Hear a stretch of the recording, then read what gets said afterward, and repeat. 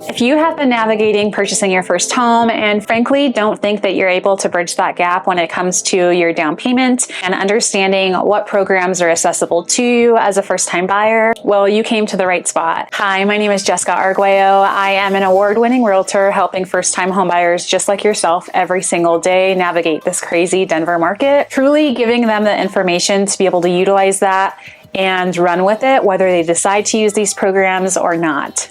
Today we're touching on one of my favorites, CHFA. I am a self-proclaimed CHFA queen, and about 50% of my clients every single year utilize this exact program, and it helps them get into their first home.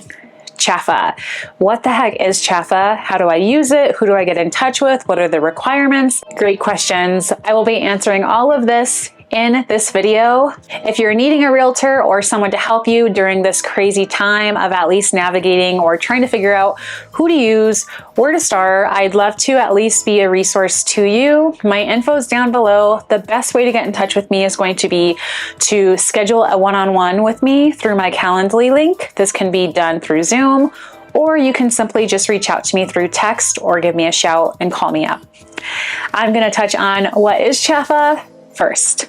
CHFA is a down payment assistance program that allows buyers and borrowers a max contribution of 4% that can be used towards paying some of your closing costs. It can also be used for covering your entire down payment. A general rule of thumb when purchasing your first home is at least having 3.5% down. 3.5% is the max that you're needed to purchase a home in Colorado. This program completely covers it. Your next question could possibly be, who do I reach out to? Where do I start? Who do I need to speak to?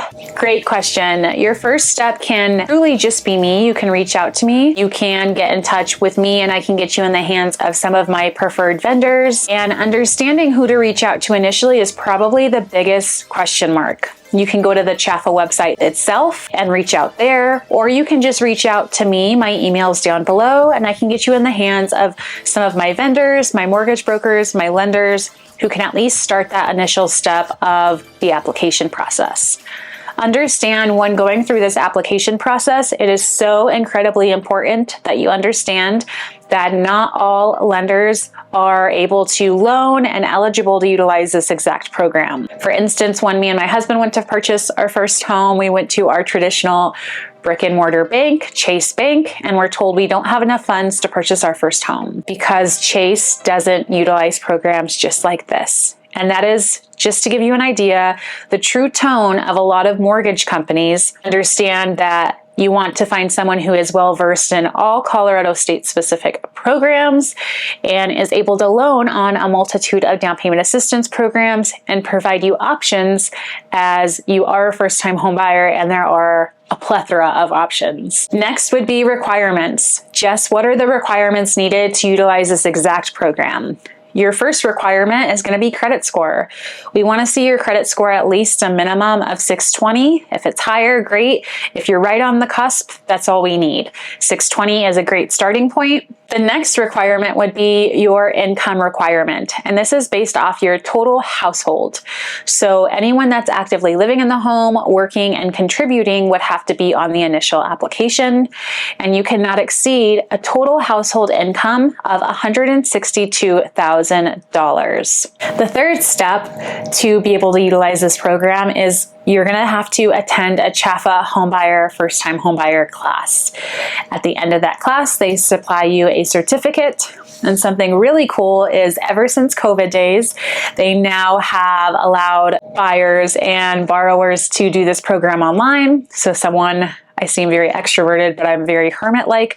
I like to sit at home. You can absolutely do this at home, at your leisure, kind of set up shop at home. Otherwise, you can head in for, I think it's around 4 to 6 hours and set up shop in a classroom setting. When you're done with the class, you will be supplied a certificate. That certificate then you supply to your mortgage broker, your lender, whoever is helping you with the loan. You would supply that to them, and knowing your credit score is above 620, you don't exceed the income requirements, you finish the CHFA class. The very last thing, regardless of utilizing a down payment assistance program or not, is going to be we want to see at least 2 years of consistent income. So it doesn't have to be from the same employer. You don't even have to work in the same industry for 2 consistent years.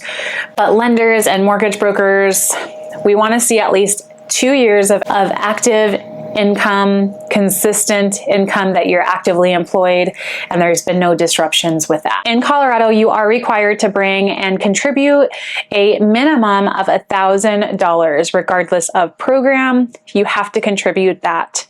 So understand, outside of that initial down payment, there also comes into question the additional funds that you're going to be required to pay if in fact your down payment is covered. And that would be closing costs. Generally, closing costs, I always tend to go on the higher side, and you can expect to bring at least 2% of the total loan amount to cover your closing costs. That's on the higher side. I would even more play with 1.5%. Understand that if CHFA is covering your down payment and now your closing costs are due, you can also ask the seller or have your agent, your realtor, negotiate closing costs. The realtor at that time can then negotiate and request that the seller contribute or supply a credit to you as the buyer. That amount and that credit as a buyer, you can use in a multitude of ways, whether that be to buy down the interest rate, or in fact, what most of my buyers do, and have it cover your closing cost. So if you've heard the term, can I buy a house in Colorado with as little down as $1,000? You absolutely can, and it's programs just like this that allow buyers to do that. So CHFA would cover your down payment. You as a buyer would be bringing your minimum contribution amount, which would be $1,000. And then the seller credit that we get or negotiate, or your agent's able to negotiate, would then in fact cover your closing costs. So a lot of ways to really get creative when it comes to offering and the approach and the strategy behind that. In addition to that cost, I always just like to preface, you also as the buyer are required to bring funds to cover your appraisal as well as your inspection. Appraisal on average is generally around $600, and the bigger the house, the bigger the purchase price, you can expect that amount to go up. I've seen it range from $600 to $1,000, but for general purposes, I'll say expect to pay around $600 to $700. Inspection, you want an inspection as a buyer, so I would never dismiss that. A home inspection, assuming you're getting all the bells and whistles, I would imagine you would pay around $800.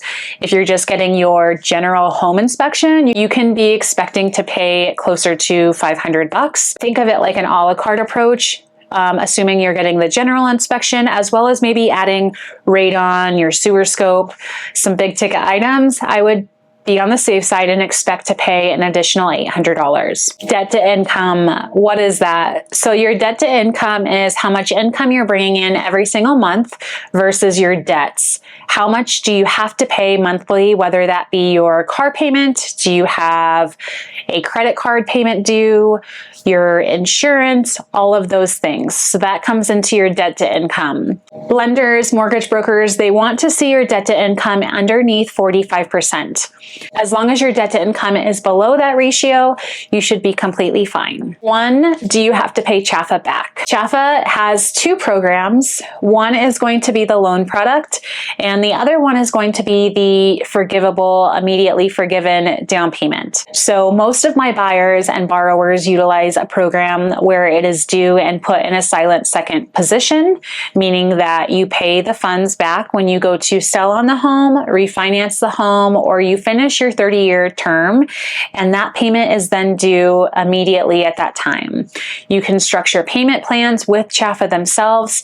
There's a ton of ways to negotiate that, or when you go to resell the home, you can just have that paid out of the equity that you then own. You may be asking yourself, Jess, this sounds like a great program. What's the catch?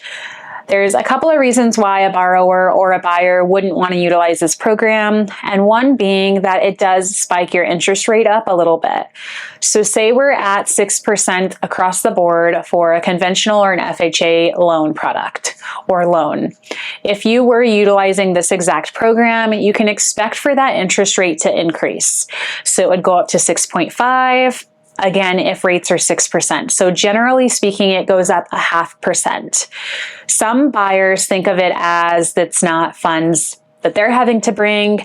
They like the idea of not having to exhaust all funds going into such a big purchase and keeping those funds in their back pocket in case an oh no happens or something happens with the house once they are then occupying the residence and living in it, which is not a horrible idea. But what's important to note with that, knowing that the rate increases, is shopping lenders is often frequently voiced in the initial processes of purchasing a home, but all rates by CHFA are set by CHFA, regardless of what lender you use, what mortgage broker you utilize during this process.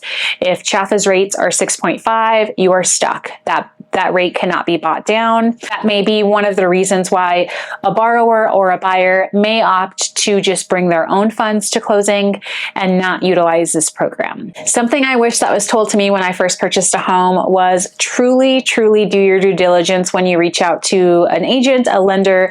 Make sure that you're reaching out to someone who is going to fight for you tooth and nail, is well versed in all Colorado state specific programs, and isn't going to steer you to do anything that you're not comfortable doing. Make sure that you are provided options during the process, because you are a first-time buyer and there are a ton of programs just like this that are available to you as a buyer.